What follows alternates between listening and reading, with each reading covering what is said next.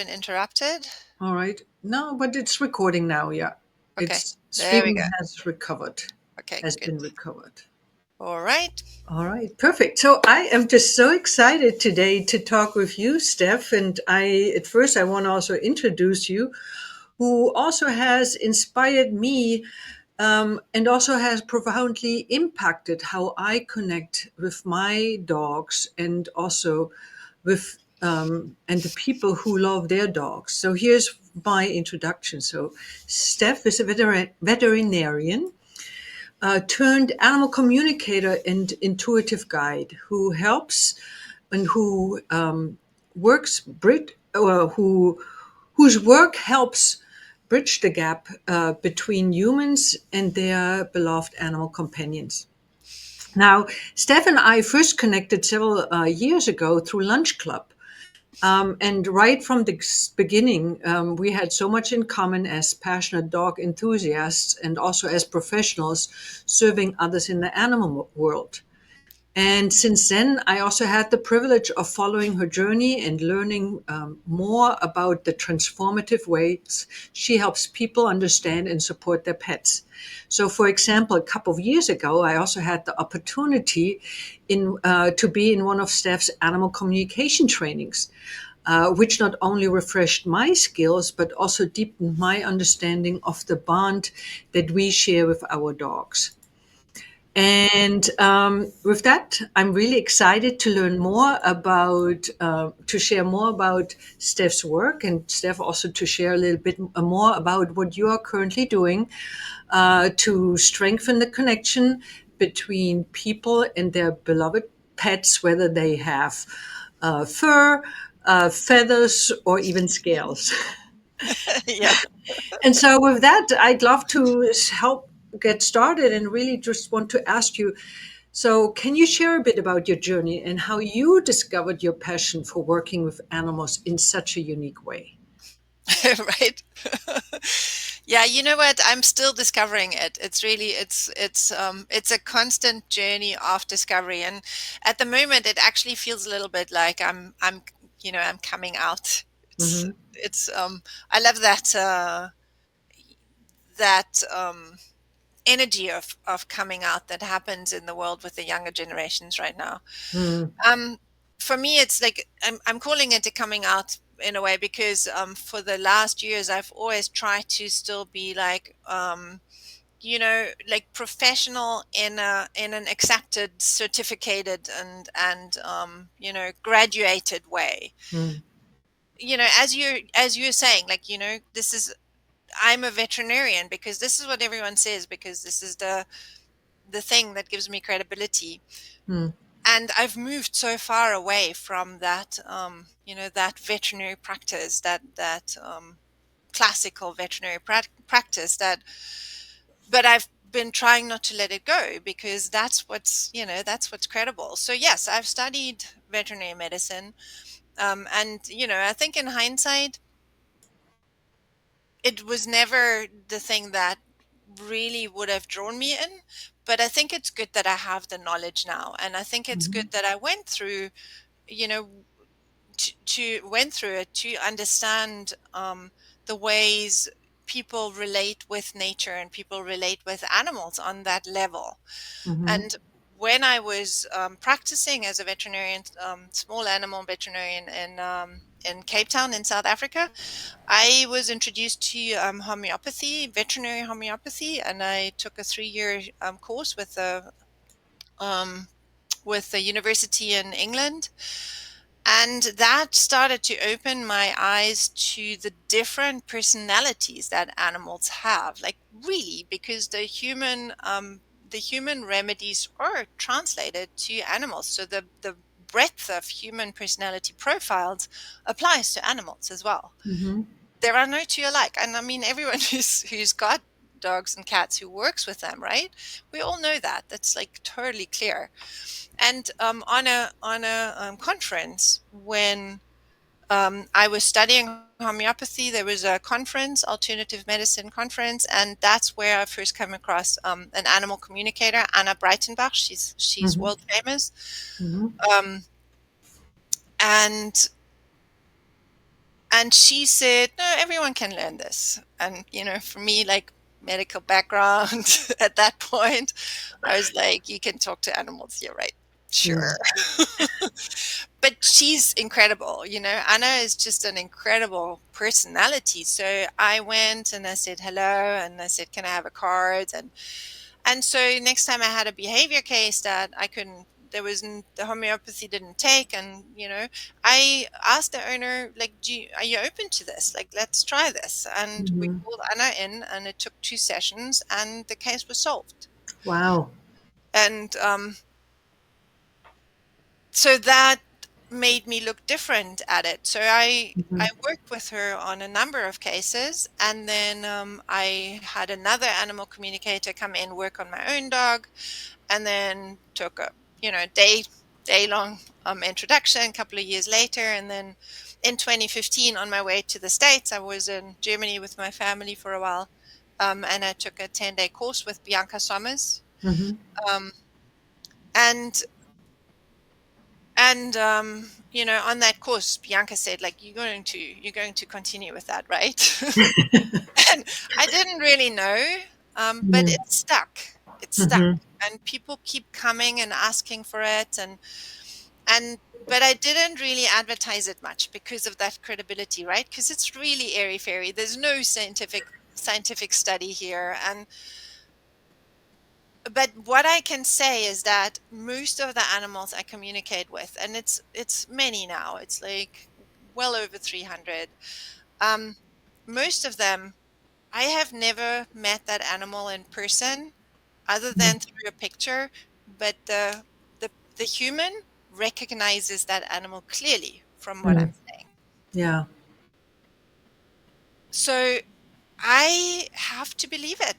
There's something here that, that actually works, although I can't explain it. I don't know. Mhm. I know how I do it, but I don't know why it works. I just know it helps a lot Mhm. of people and a lot of animals. Yeah. Yeah. Yeah, and so I love doing it. And the work that I'm doing now is a combination of talking with animals and working with people's minds.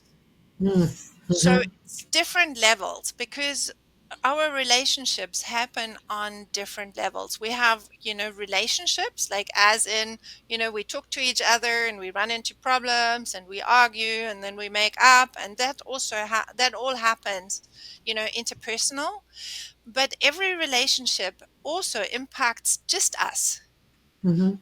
And so there is a part of that work that doesn't even need the other person to change, because once we understand what this relationship is for in our life, Mhm.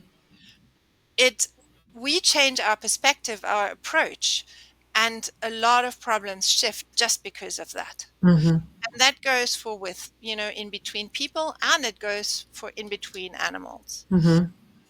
And by working with people to change that approach, their mental approach to a situation, you know like solutions become obvious, and a lot of problems and a lot of stress and anxiety just disappear.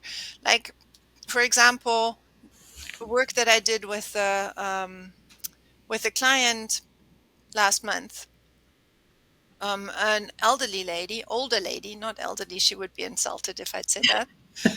She is very, very energetic. Um, and she got talked into adopting a rescue dog, right? And, South Africa, and like skinny dog, completely neglected, off the streets. And you can just imagine the kind of vet bills that came, and, Mhm. and Mhm. then the behavior problems. And so she reached out to me because she was feeling guilty about thinking, like, I can't keep this dog. I'm getting depressed here. This is way too much, way overwhelming. And so we didn't start talking to the dog, but we looked at her symptoms of her stress. Mhm. We did the work on that. And after the session, She could see what the dog was bringing into her life, and she was free making a decision about keeping or letting go without guilt. Mm. And that just shifted the dynamic, made her feel Yeah. so much better about herself. And dog's still with her, Mm-hmm. still needs a lot of build, a lot of attention, but she's now enjoying it, Yeah. Yeah. you know?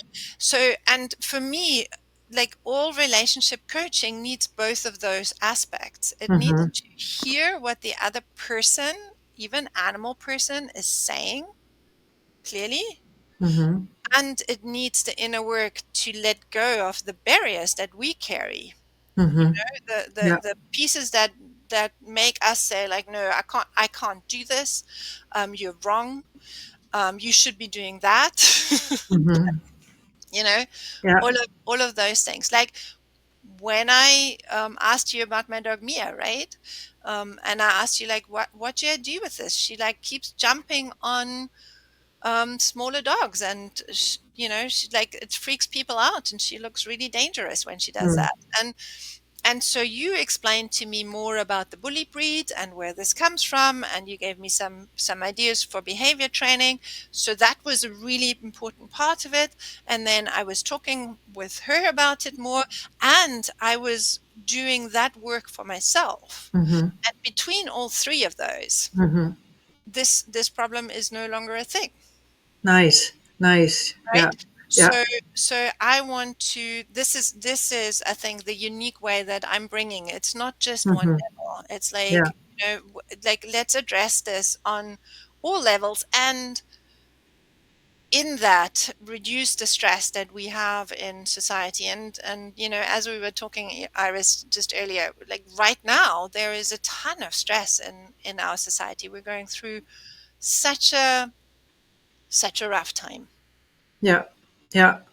Yeah. And there is so much that you mentioned where I may have my own experience. And best example is I heard about Anna Breitenbach in probably 2016. No, it was earlier than that. It was maybe 2013 when it first came out with Diablo, the Yes. leopard, that video. And it, Most beautiful video, and I'm going to put the link in with this yeah, underneath, because if you have a chance to watch the video, it's just beautiful. yeah. And it was the day of when I returned helping somebody with their dog, and that dog was human aggressive. And I was able to help them, to show them how to handle the dog in a situation. But when I walked away from that home, I doubted myself, and I thought, this dog is communicating here. I don't know what is he trying to tell us here. That is what I walked away with. And that same night, I was going through my emails. There was this video of Anna and with Diablo, or Spirit, and where I was like, okay, that's exactly what I need to learn more of, because the animals are communicating to us. It's not a one-way street. It's not about training is this is what you need to do. I tell you to sit. I tell you to do that. That is a robot. Animals are not robots. Our animals have feelings, and they are communicating with their behavior. And we have to learn to understand and listen to them from our visual, by looking at their body language, but also through our heart and our intuition. And that is what animal communication is about. And they are there to share messages with us. And Mm, just like just this weekend, I saw on Next Door Neighbor a post where somebody says, "I need to rehome my dog. It's 14 months old. It has separation anxiety issues. It tore up my couch, looking for a home, free. All of this." And so, and I most likely have to move. That was another one. And I responded and I said, I can get that you are going through a rough time. And at the same time, your situation is not as dire as it looks like to you right now. Because here is an opportunity where you can use this situation to reinvent yourself. where you can become somebody new, where you are learning to train yourself to be more responsive to your dog, where you understand more about what your dog needs, because some of these situations can also be easily resolved by, for example, taking this dog to doggy daycare once or twice a week so that he burns off his energy so that he does not feel as anxious. But you can use this as a possibility to Mhm. become somebody new, Yes. what would be impossible without this dog, right? Right. And sometimes I feel like I can be very hard on people when I say things like that, but at the same time, as a coach, I don't believe their stories that they're sharing themselves where they are the victim of the story, right? Because it's no matter what is around us, we have so many different options. And that is where we sometimes need someone like you, right? Who shows us, I who do. tells us, yeah, there are options. You just don't Yes. see them all right now because you are stuck in your view of life. But your dog is actually here to expand your view. Absolutely. Absolutely. Yes, you are so right, Iris. And that's exactly. It's I'm just seeing this as, gosh, they keep saying that the world is like the same in the small as in the big. Hmm. And I keep seeing this thinking that, the problem is outside, the problem is the dog, right? The problem is the flat, the problem is the no Yeah, money, whatever, whatever yeah, it is. yeah, And yeah, it's that victim thinking, like externalizing the blame. And I look at society and I'm like, that's where we're at. Like, that's where we, like, so many problems can be solved if we start to drop that thinking, like yeah, really work through that. And it's hard, like, I completely understand, because those situations come in those moments, like you're overwhelmed, right? yeah, It's yeah, like, gosh, you don't have already enough time in your day.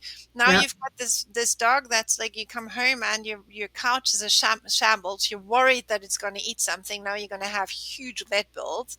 Like, Hmm. you're going to be thrown out of your house because of it. It's huge. It's so stressful. It's so overwhelming. So it's often hard to take in that moment, to take the opportunity, because all you want to do is just make it go away. Make it go Make it away, right? somebody That's else's all you problem. want is, yeah, it Yes. is. But Yeah. at the same time, that's why it's so important that we surround ourselves with positive people, Yes. who are planting some sense into our brain again and really slow Totally. our thinking down, because in those kind of Mhm. situations our thinking is frantic, it is irrational, right? And we are doing things, when we are emotional, we are doing things that we regret once we sober up, right? And Exactly. so therefore it's important to have people around us who are able to slow our thinking down, and then ideally have someone around like you who can then actually dissect it and help us create solutions that we could not see before. Exactly. Exactly. And that's exactly what the work that I'm doing, where it all fits together, is like to it's totally what you're saying. A lot of these dogs that are so anxious and so destructive, what they need is they need exercise. Like, the Yeah. first thing, they need to get out. Like, if you just think, what would happen to you if you were Yeah. like inside the house 24/7? Hmm. Like, it would drive you crazy. Or you only ever go somewhere on a short leash when you're a Yeah. young dog. Yeah. It's like anybody, any person in their right mind would be driven crazy. And I see the same a lot of the time in inside cats. It's just, Hmm. my cats are fighting all the time.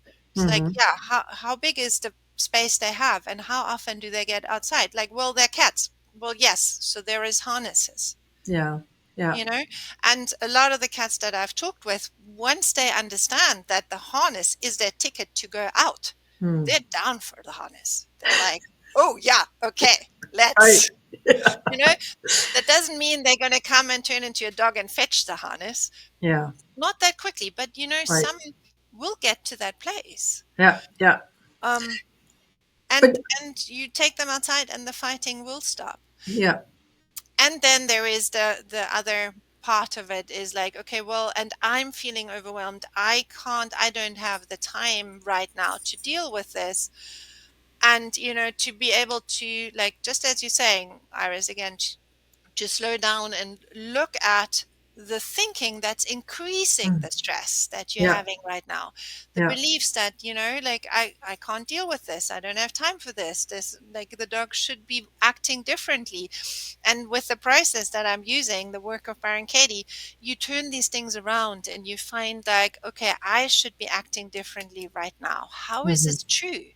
And Yeah. it allows you to slow down, like really slow down, and look at, okay, what am I doing? What am I doing right now that's making my life so difficult? Yeah. How do I need to change? And, like, honestly, okay, since I'm coming out, this is like magic, because Hmm. magic is a way, like, we don't understand how this turned into this, but I've seen this work do magic, like, Hmm. over and over again. People get clear on their part of a problem, and the problem resolves itself. Yeah. Yeah. It's like that. Yeah.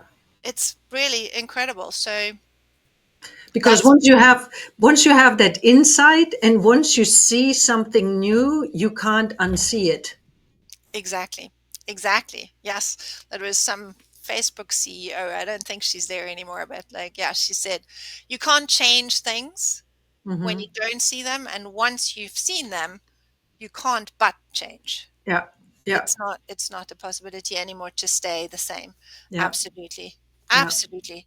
And yeah, I've just had I just did, this is a situation from um my own work that just happened recently, just working with a manager who was driving me crazy, and I had all these judgments. Oh my goodness. And like, oh, everything's wrong and she's just a complete imbecile. And so I did a couple of worksheets on her, and then turned around and started to work with the team, and asked her for a meeting. And the team just fell in, like, everyone starts to get along better, and she quit.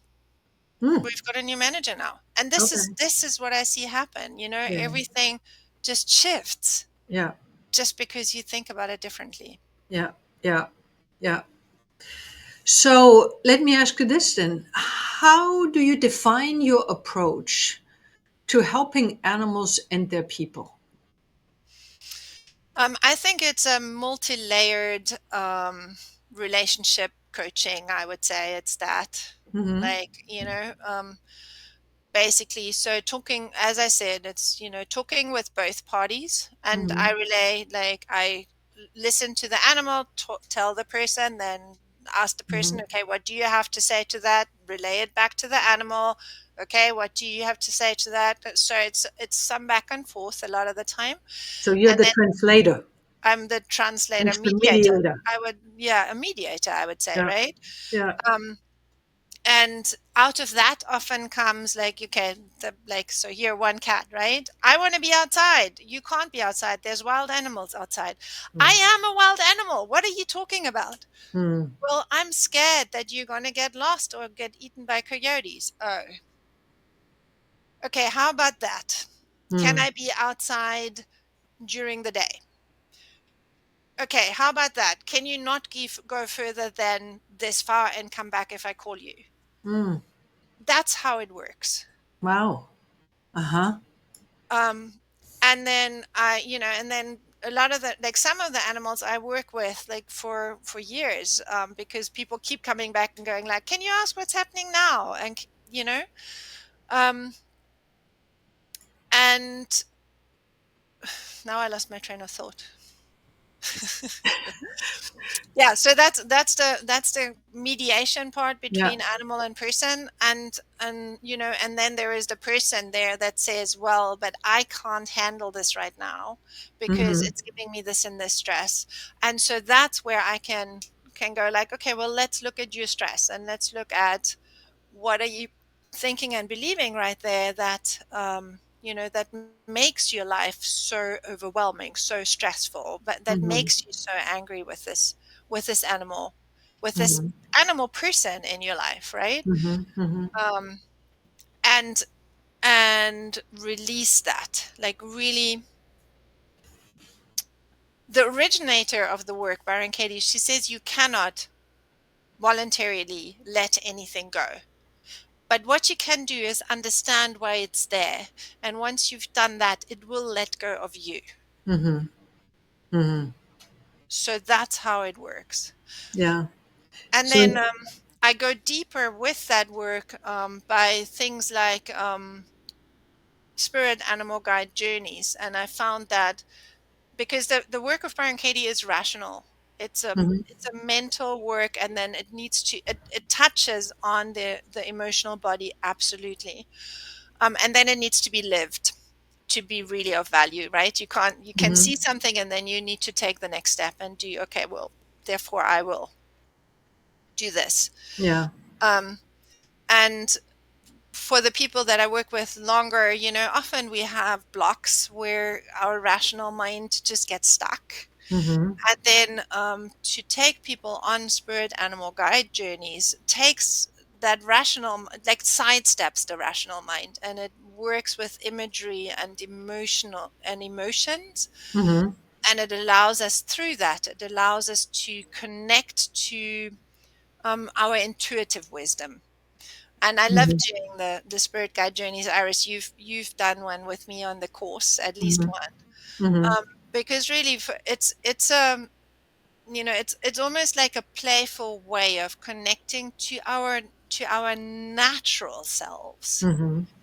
us as part of the animal world, not us Mhm. as humans, and therefore like way above and somehow Right. separate, and we're all so bad or so good or so clever or whatever, but just like sinking back into like we're part of this nature, we're part of this Yeah.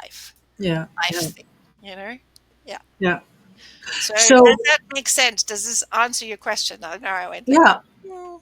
Now, here's the thing, though. I know a little bit, but can you describe it for the person who does not know anything about the spiritual animal guide process? What that really means, and um, Right. what? The, yeah. So there is it's based on, for me it is based on archetypes are like in Mhm. psychology is it's like a picture or an energy or an idea that kind of means the same for all of us, right? So for humans, the archetypes are like the wise man, the mother, like the jester, Mhm. the dreamer, the artist. So it's like this idea and of how to be.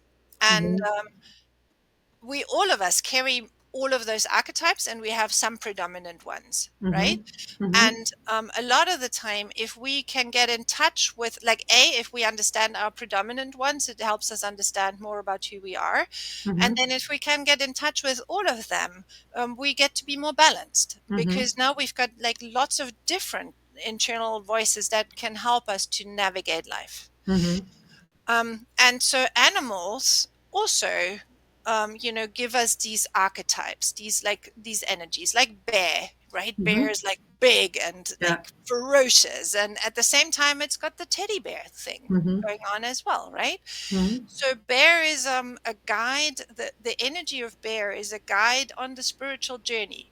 So it's something that really challenges you, but also something that holds you. Mhm. And so when I work with people like that, a lot of the time, the first energies that are coming up are really angry energies. So I see a lot of predators coming up in the beginning.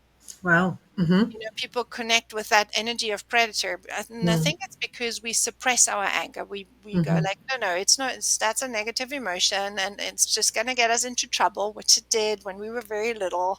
Yeah. So getting in touch with that predator allows us to feel the anger, Mhm. and then to see, okay, now I'm an adult, now how can I use what the anger is trying to achieve in ways that are safe and Mhm. rational, Mhm. rather than lashing out. Mhm. And so the journey is sitting in a meditative state, and then I guide people through, it's like an imaginary journey along a path or through some colors, depending on what Mhm. comes up for you.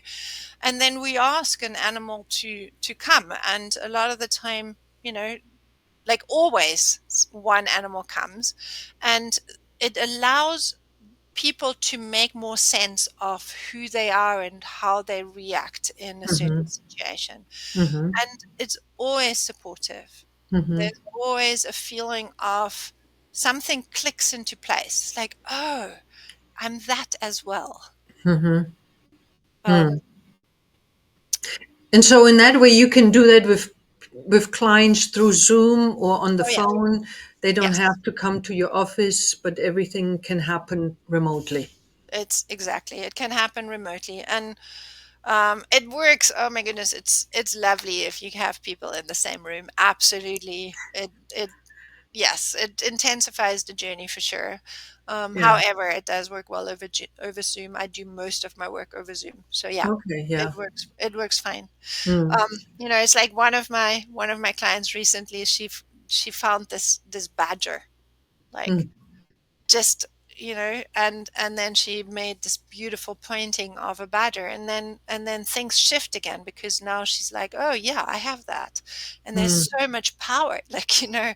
badger has got this ferocity, Mm. and so there's a lot of power there, and it really fit with her personality, and she could Yeah. see it, right? and Yeah. and not like try and push it away and judge it, but no, Mm. it's this wildness, and I've got this. Yeah. Right? Yeah. It's like really being in touch with a lot of the facets that we have. Yeah. Mm. And it's also accepting all of the facets that we have because they Yes, all have their benefits. But when we allow ourselves to accept it rather than resist it or push it away, right, that allows it then also to soften, but then it also allows us to see how we can use it for a benefit or how it has served us in the past and how we can use it in the future so that it is not destructive, but again, is serving us based on what we want to experience in life. totally. Yeah. Totally. And I would say it goes way beyond accepting. Mm. You accept something that you're not quite comfortable with. Mm-hmm. So acceptance is a good step on the way. But what I find with the animal guide journeys is that we start to love that part of ourselves, Mm. like really allow it to fuse with our personality, and really allow ourselves to Mm. love that angry child that really, really wanted to have its own way. Like, Mm. yeah, of course, hell yeah, why not? Right? And of course the reasons were valid. The ways we did it was maybe not perfect, but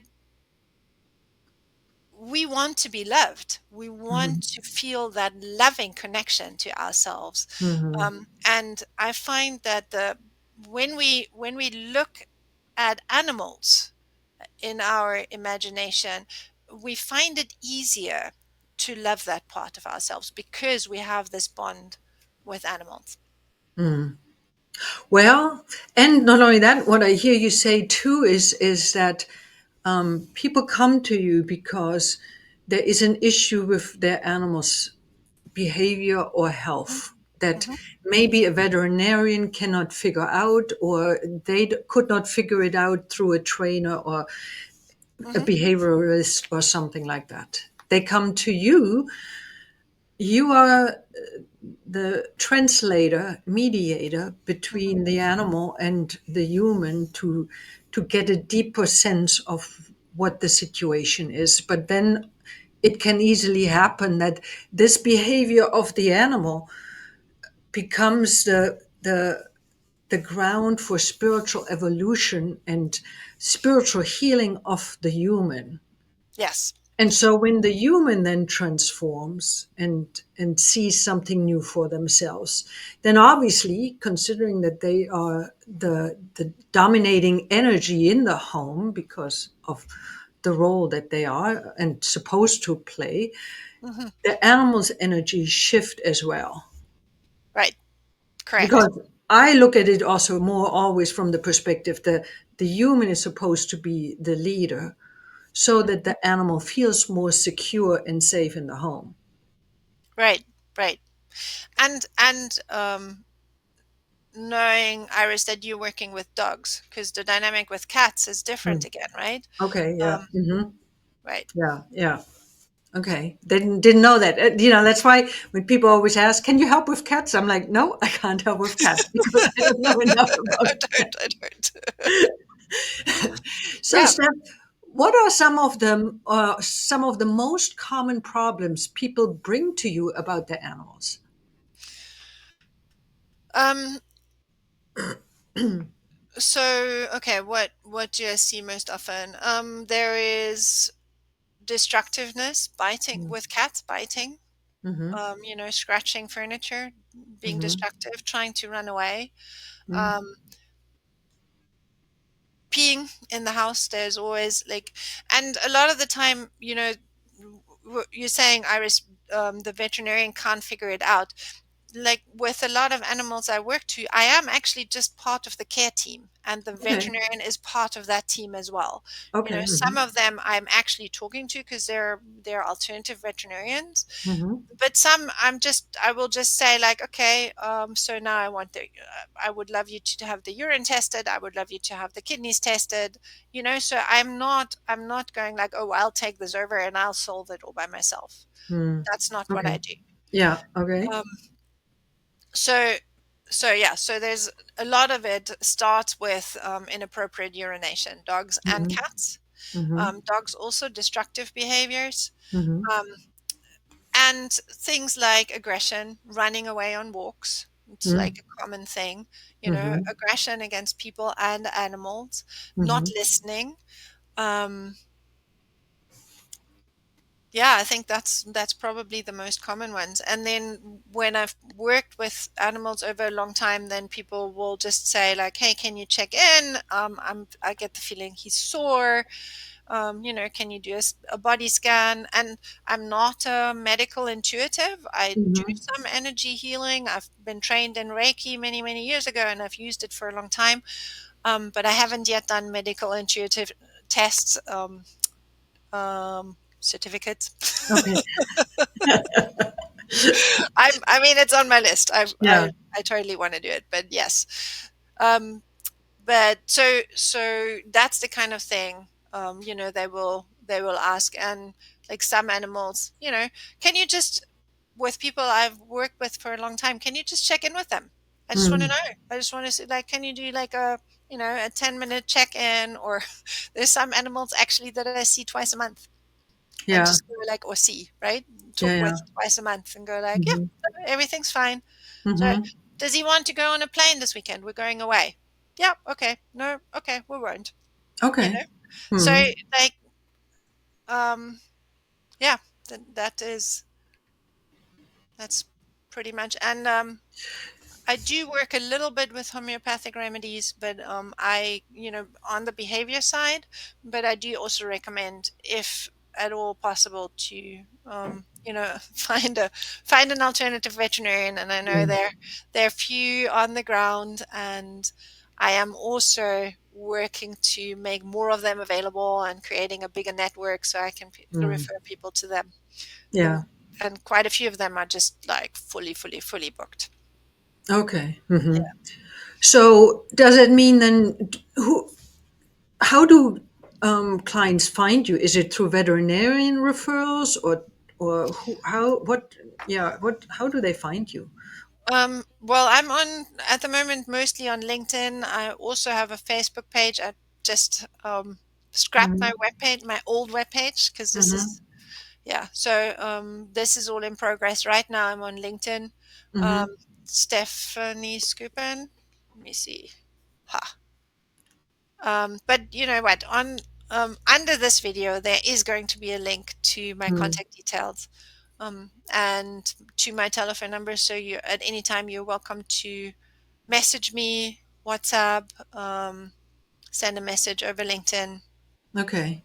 So in other words, there are not enough veterinarians yet who don't know about your work and who would who would also then feel comfortable to refer you or say, well, you know what, here is a medication that you can try out, and if that does not help here, I would recommend you also to contact Steph and see how she can connect with your animal and find something out. And I guess it too, because most conventional veterinarians, they are really not open yet to that kind of approach. They don't have that understanding, Correct. versus the holistic or alternative or integrative veterinarians are by far more open to this kind of approach, because they come from a different way of looking at life.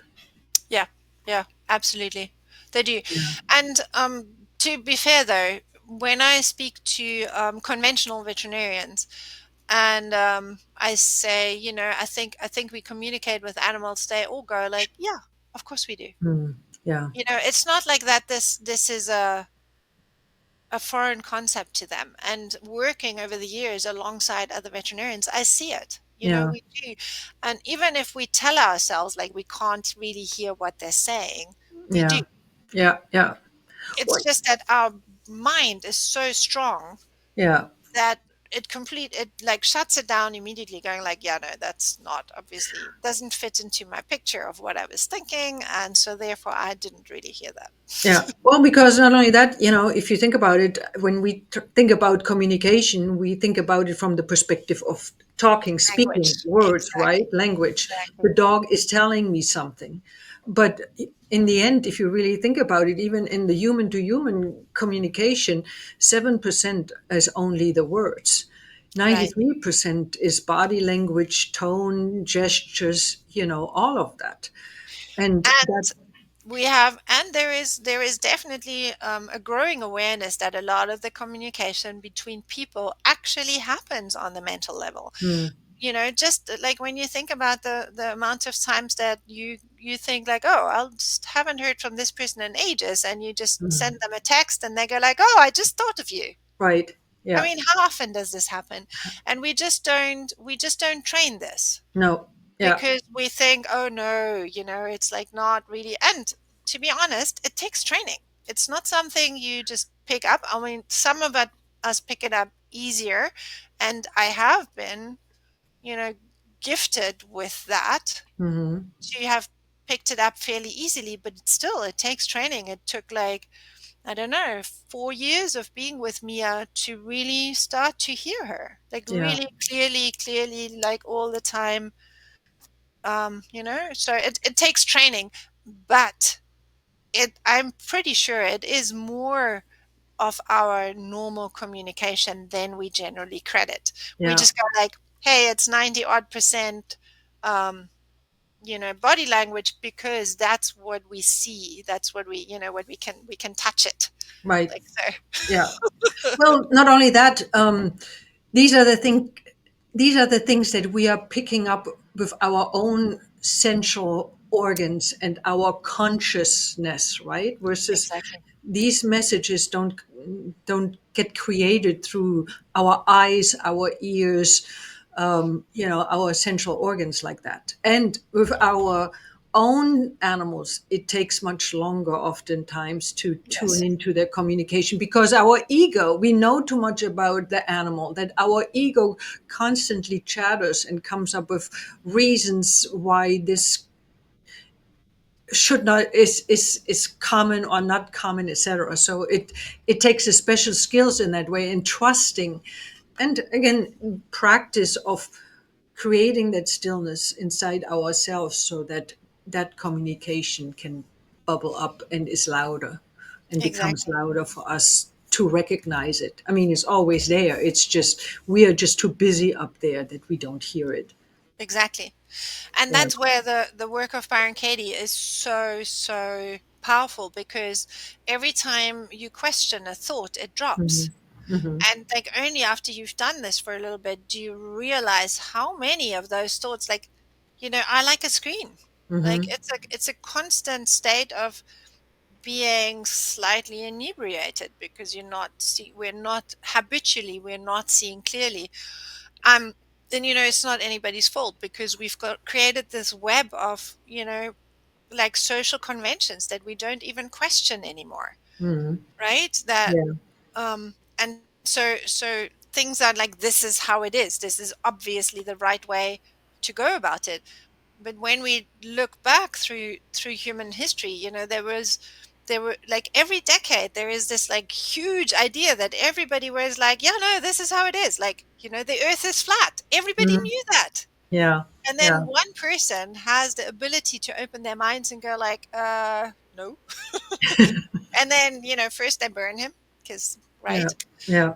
And and then it slowly filters down. And the thing is, this work of questioning what we think really manages to quieten ourselves and allows our intuitive understanding of what is good and proper, not wrong Hmm. or right, but Hmm. like beneficial Yeah. for us Yeah. and for our world.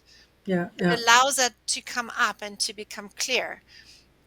And also it eliminates a lot of fear, because like my first book is was called Awakening from Fear, because Mm. like so many of the things that keep us running, keep us stressing, keep us judging other people, keep us sleepless at night, is fear.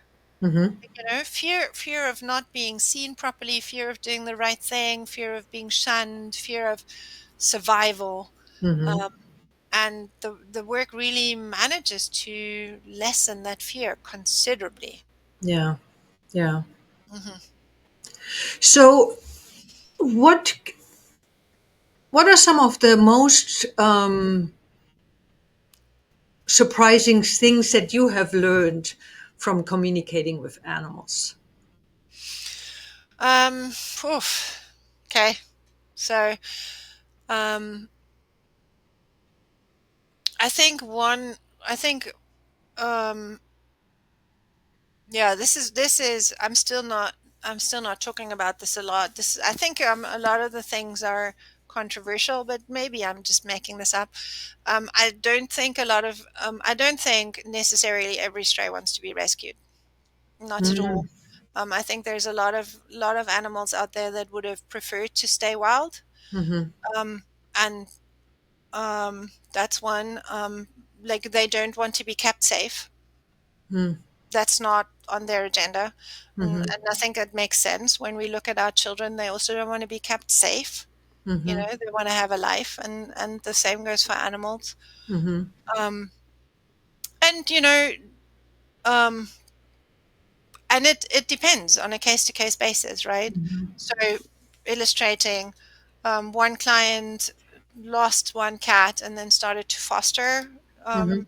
um, strays, and the first two, just they were like, yeah, well, thanks, but no, this place is way small, and Yeah. no, there are no other animals, and this is not where I want to be. And Hmm. both of them, like, were really, destructive in both in their own way. Hmm. And then the third animal, the third cat she got, did not leave the apartment, so she can leave Hmm. the door open, and this Hmm. cat will not go outside. Hmm. Bingo, Yeah. right? But it was in the communications, it was like, yeah, no, I don't. This does not suit me. Yeah. Yeah. Um, I think, and surprising to me over the years is that really a conviction that we are at our base still animals. We are, Hmm. like, we're really not that different. Hmm. And we think that, as humans, we're so other, but it's not my experience. We're Hmm. not. We're not. Um, the most other communications I've done have been with swarm animals, like with ants and with Hmm. wasps, um, Hmm. and with bumblebees, and where it's almost like you're communicating with a group mind that brings in little. little voices here and there, but mm, there is a deeper coherence there. And I think as humans, it would really benefit us to pay more attention to that group mind of in the insect world, because I think we are operating under this a lot of the time. Like we are directed by group mind to a much larger degree than we generally think. mm, And I think becoming aware of that, I think will help us make the part of the community more safe, make people feel more safe and more held. mhm, Um, and at the same time, I think it will help us understand our shortcomings better. mhm, Um, so I think those are the most surprising mhm, ones. And then what really surprised me, when I encountered mystical animals, the energies of mystical animals, mhm. was not something I was looking for, or that I was giving any credibility to at the time. So that was very surprising, and it's been enriching, Mhm. to add that to my reality, for want of a better word. Yeah. Yeah. Um, what else surprising? Yeah. Well, and it does. I must admit, I didn't think about this, but it does not surprise me that some stray animals don't want to be rescued, because sometimes life after being rescued is more miserable for them than being free. Hmm. And when of course, when it does not happen very often that I see animals running around loose here. If I see them with a collar, then of course I know they belong somewhere. Hmm. But if you, for example, you drive through rural Georgia, or Alabama or somewhere, and you see some animals, of course many people let their dogs run free and they just come home at night, Hmm. right? Or maybe they don't have a home. But even if this happens, I don't see the need to rescue them. I just always say to them, be safe and enjoy your life. Right. Right. Right? Yeah. Because Yeah.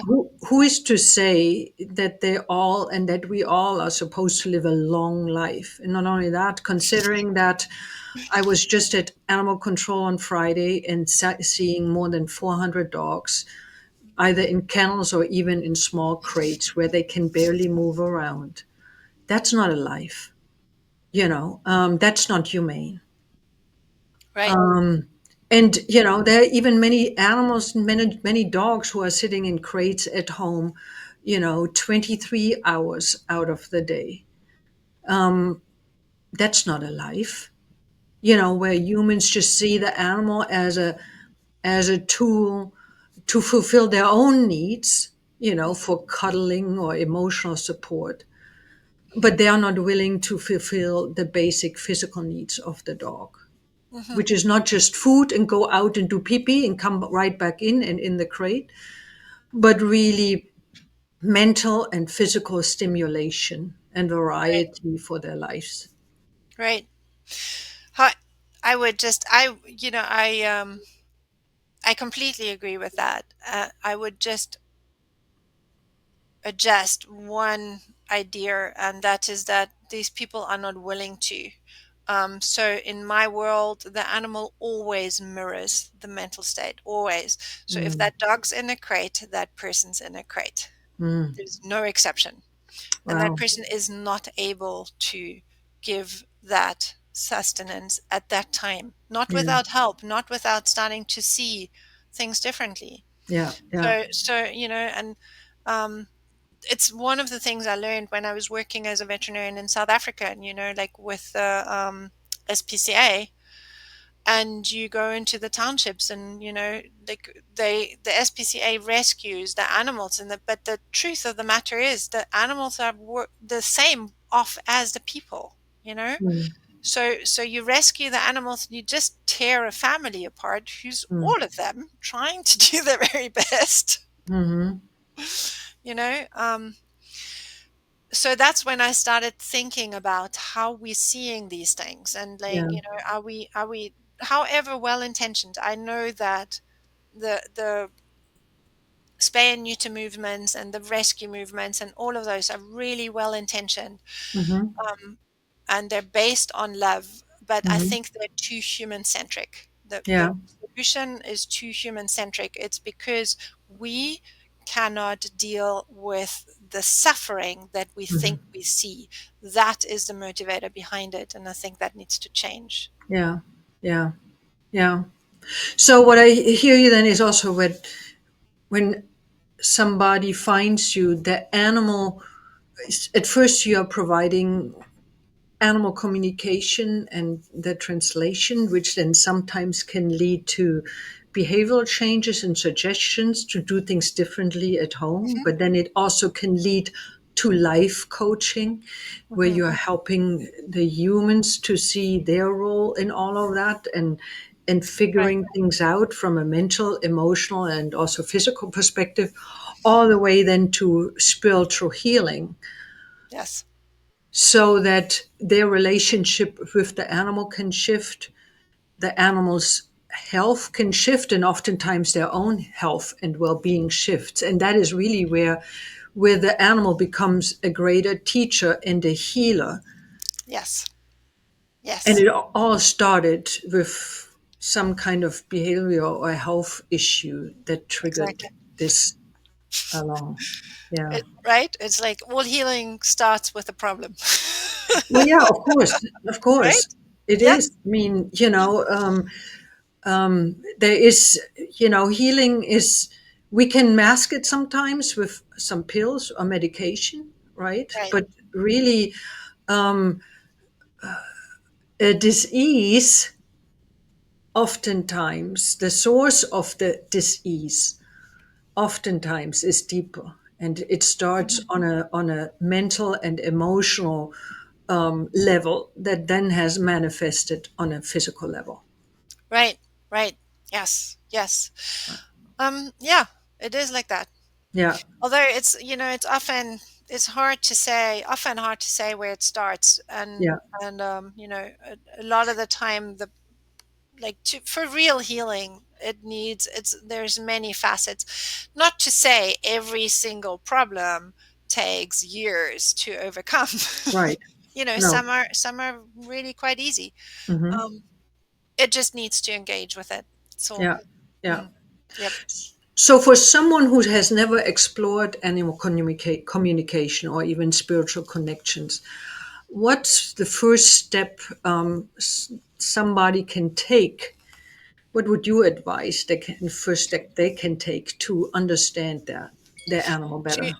to understand for themselves, or okay, Mm-hmm. there's a couple of different ones. If you never experienced it, watch Anna's video on Diablo, how Diablo became spirit. Mm-hmm. That's it's a lovely, lovely introduction. Mm-hmm. And if you're worried that it's fake, it's not. Mm-hmm. I know that. Yeah. Right. So that's one. Mm-hmm. Then, if you have an animal, or you see, if you have an animal, have a communication done. There is plenty of communicators out there. Mm-hmm. I'm one of them. Mm-hmm. So the way I start is I have a conversation with a human on Zoom, and I don't charge for that, and I explain what to expect. And after that, um, and then also I have I talk about expectations. Just make sure that you understand what I can do and what I can't do. Mm-hmm. And then I communicate with the animal from a picture, not on the Zoom, because I am very single minded. I cannot hold two conversations at the same time, not in my ability. Mm-hmm. So, and then I write all of that down as an email, and that takes me, the first communication often takes me 60 to 90 minutes. So Mm-hmm. it's a long email. And then we start the conversation, Mm-hmm. between the three-way conversation. Okay, Mm-hmm. what's happening? Not all communications are entirely clear. obviously I interpret mental pictures. Mhm. For example, like one cat is telling me the picture that I see is that the yard is enclosed by a super high wall, Mhm. and what actually was the physical manifestation of that wall was a collar with an electric collar, that with a um, wire buried in the ground that cat Okay. could not Mhm. Yeah, yeah. cross. Right, Mhm. so it's like impenetrable for the cat. So that's how sometimes pictures come a little bit Mhm. off. Um, if you want to experience it just for yourself, if you're a meditator, just sit with them. Just Mhm. sit with them and say hi. Mhm. Start with I love you. Mhm. You're so beautiful. Mhm. And feel what's coming back. Mhm. And if you don't have your own animal, go outside. Sit Yeah. with a tree. Different species, same story. Mhm. Trees consciousness is a lot slower, Mhm. really grounding. Mhm. Yeah. So that's how it takes stillness. It takes to put your phone away for that time. Give yourself Mhm. like 5, 10 minutes. Don't expect it to work like this, although for some of us it does. Don't be discouraged if it doesn't. Some of us don't see pictures. Some of us feel in colors and in Mhm. sounds. Mhm. And then if that's you, then that's you. And Mhm. just allow that to be however it is. Mhm. And this is a reaching out to, gosh, it's, like, let me put it into big words. This is a reaching out to the soul of the world, Mhm. a Wow. connection on a really, really deep level Mhm. to something that we all have in common, Mhm. that we all belong to. Yeah. But it does take wanting it Mhm. and to make the time for it. And it Mhm. doesn't take a ton of time, but it takes a focused moment of time. And Yeah. I can guide in that too. Yeah. That's one of the things that I guide in when I teach the communication course. There's always a part of it that says, okay, now is a good time to start meditating, Mhm. to really start giving yourself that time to sit and listen. Yeah. So when people open themselves up to that, what I also hear is they actually connect to Mother Nature and to themselves, which is oftentimes the reason why many people are so frantic, overwhelmed, anxious, Exactly. panicky, and all of the things that many people are currently burdened with. Absolutely. And, Absolutely. And I believe this is what healing has to move into. It has mhm. to like move away from this, like, okay, this is the physical, this is the mental, this is the spiritual, and they're all different. Like, no, they are connected. There is Right. no way that you can do one with the other. Yeah. And I think this is the healing we need to start in ourselves so we Hmm. can give it to the world. Yeah. We can Yeah. live it in the world. Yeah. Yeah. And when we are too disconnected, our animals are feeling it, and so our animals oftentimes are just like ding, ding, ding. Hey, you need to go get back. You are now. This is making me uncomfortable, and I am Exactly. communicating that this is not good for me and for you. Exactly. And like one of the things that you can see is food allergies, like we Mm-hmm. are not digesting life Mm-hmm. properly. It's not happening. Or skin allergies, like Mm-hmm. everything irritates, Yeah. right? Yeah. Yeah. Everything is irritable. Yeah. So this is the mental aspect to those physical manifestations. Yeah. Yeah. Yeah. So you always offer an initial complimentary consultation just for people to get an understanding Yes, of how you are working, and then for you also to get an understanding of the issue that they are dealing with. absolutely. Yes, And exactly. then a typical engagement, I mean, just on average, just so that people get an idea, is what does that look like? You How mean the many? original engagement?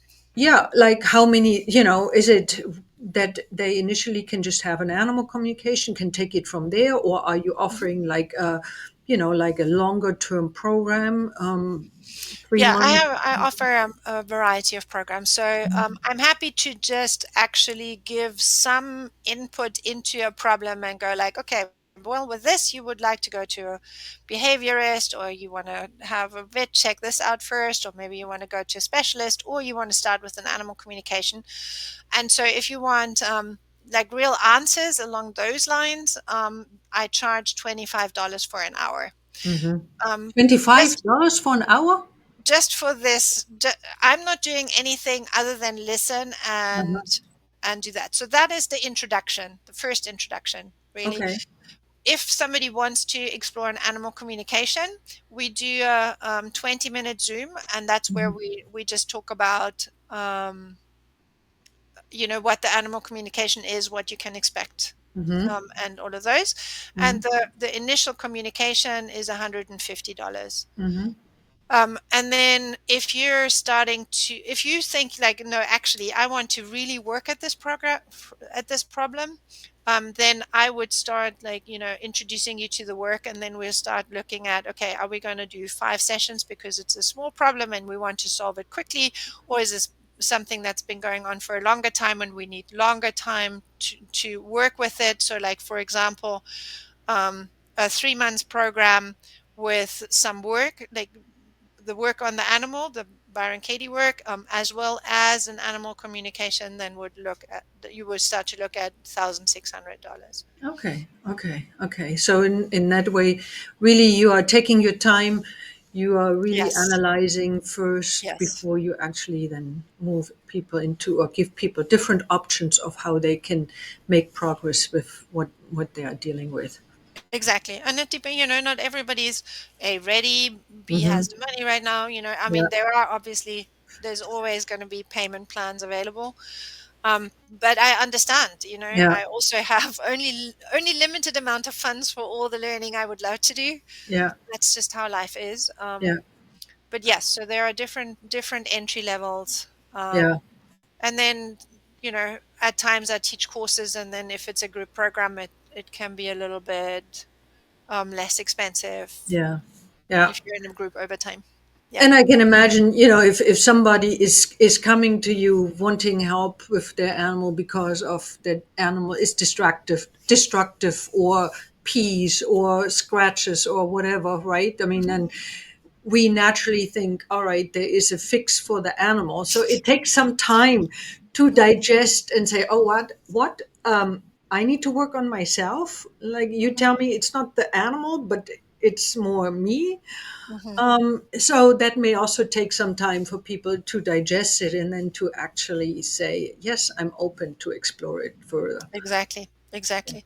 Yeah. And also, it's like, especially with the peeing inside, we've been, again, we've been conditioned. There is either a behavior problem or a medical problem. Mm, And the truth to most of those problems is that it's many layered.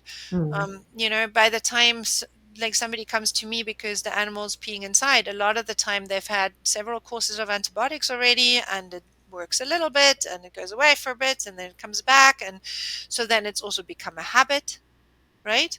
mhm, So there is, and then there is different layers, and then the original cause can be somewhat hidden because it's now 6 months, 12 months back. mhm, um so it's not always an easy fix, and sometimes it is, mhm, sometimes it is, and sometimes it is the fix of like, okay, yes, we've got a bladder problem, and a visit to the vet and the right food can solve this problem. It yeah, happens. That yeah, too. yeah, yeah. Mhm. So, what do you love most about the work you do? I love the variety. I love, oh my goodness, I absolutely adore the connection with nature and with people that I have. Mm, mm, It keeps breaking my heart like open so much. mm, It's I'm able to experience a degree of connectedness that I had no idea was possible. mm, And that's really, really painful at times. mm, Um, and I've I've come to, I don't know even how to say it. It's almost like the pain has opened a different dimension, and it's almost like it's big. It's making me bigger. mm, Like it's the more I allow myself to see the pain in the world, the bigger, the more of it I can hold. I think that's maybe a good way of saying it without being overwhelmed by it mm. negatively, Yeah. without, needing to push it away and needing to make it better. And the world is a constant teacher. It's like Mm-hmm. Byron Katie calls it Earth School. So Mm-hmm. like you constantly get, you think you're there, and then Earth School is like, Right. oh, okay, so fine, we're ready for the next step up. Right. Okay, here we go. So you got that lesson. Here is another one. Yeah. Right, Yeah. right, yes, yeah. So that's what I love. I think that's what I love most. And gosh, like it, and it's I think, and the other part of it is a playfulness that's come in. Mm-hmm. Starting with my original connections with spirit animal guides, just like experiencing, sensing, like an energy of, so clearly that it's almost there. You can almost see it. Um, it's like, it's really, my mind just keeps opening and opening and opening. It is miraculous. It's like I experience more and more magic, and I see clearly. Like a lot of the time, what people say to me is oh, I never thought of it that way. Mm. And then I feel like, yeah, this is what happens when you open your mind. You keep opening your mind. It's like Yeah. things become clear and more supportive. Mm-hmm. The universe really becomes a lot more supportive. Like you Mm-hmm. start to see there's not that many problems other than what we think What we there think. are. Yeah. Yeah. Yes. And I think a lot of animals are clear on that, a lot clearer than we are. I believe that. Hmm. I Yes. absolutely believe that. Yeah. Um, that they are in many ways more advanced than we humans. That we humans are getting stuck Hmm. by our rational and logical thinking that supposedly makes us superior over them, but really that has created more suffering for us. Right. There's Right? a Thich Like, Nhat Hanh quote. I was like, at some stage, he was like, "Yeah, no, I totally think our mind is more complex than animals' minds. I just don't think it's a reason to be proud." yep, so true. It's because we really, it has become a curse for many people. It has, it has, yes, Yeah, um, yeah, yeah, and for and our group mind. yeah, Hmm. yeah. Or it's not a curse, but it's a step on the journey, and like, okay, so let's move on from here. Well, and again, that is where our animals can help. And Absolutely. that is that is another great reason why we all want to have animals in our world in some shape or the other, right? So much, so much. Because oftentimes we may not be willing to change and look at things for ourselves, but when we experience deep love for someone else, we are more willing to look at things from a different perspective, and we are more open for new ideas, which then will spark some change. Absolutely. And again, that is what I love about where animals, our pets, can become our spiritual healers and I know, right? our partners for spiritual and personal growth. Absolutely. Absolutely. And I love that too. And and it's it is balanced. Hmm. It's not one-sided, because No. that one of the things I see people fall into is like, oh, our animals are so much more advanced. I don't think they're so much advanced. They're species the same time on the planet as we are, and they're of equal worth. Yeah. And it's like they're different, Mhm. yes, but that doesn't mean better or worse. No. This No. better or worse idea, it's like it's a human concept, and it really creates a lot of suffering. Yeah. Indeed. Indeed. Mhm. Yeah. And also, when you think that your animal is your healer, you put a lot of pressure on them, Yeah. Um, a lot of high expectations. I mean, not everyone. yeah. I see it, I don't see it as, all right, you are here to heal me, Yes, but I see it from looking back yes, of how far I have come. It's hmm, more a realization afterwards, right? Because yeah, it's every situation, as you say, is different. right. And And when you look at you and your dogs, Iris, I'm sure your dogs have come a far way too, right? of course, yeah. I mean, Right. and it's an up leveling like this, right? Exactly. It's not That's like what I mean. one and this, or it's like we are supporting each other along the way. Right? Because it's a loving and open relationship. Correct. And it's a give and take, and it Yes. is it is similar Yes. um, in in in in the what would you call it, in the contribution. Yes. Exactly. Exactly. That's the thing I definitely want to point out, is that there is equality, and it's a give and Hmm. take, and everybody contributes. Yeah. There isn't a, like, I get healed and they're so much better. No, we evolve together. We're part Correct. of the same thing. It's a partnership. Yes. Yeah, indeed. Yeah. Hmm. Is there something else that I have not asked you yet that you would love to share about your work? Um,